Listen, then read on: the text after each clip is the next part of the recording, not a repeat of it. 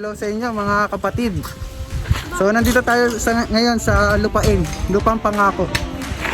Okay, ito tawag nila dito ay Lupang Pangako. Dahil itong lupa na ito ay dito itatayo yung church namin sa lupang ito. Kaya todo bigay na kami na matapos yung lupain ito na yung mga sobrang lupa ayun, maalis na namin at masimulan na sa pagtatayo ng church building. So, salamat sa mga taong nag-provide ng mga pangangailangan para masimulan yung construction ng church building na ito.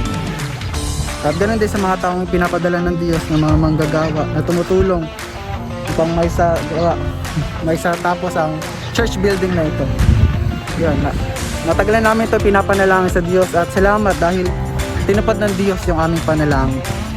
Nawa magbigay marami pang tao yung makakilala sa Diyos sa pamamagitan ng iglesyang itong na itatayo sa Ciudad Verde. The glory of God, fighting.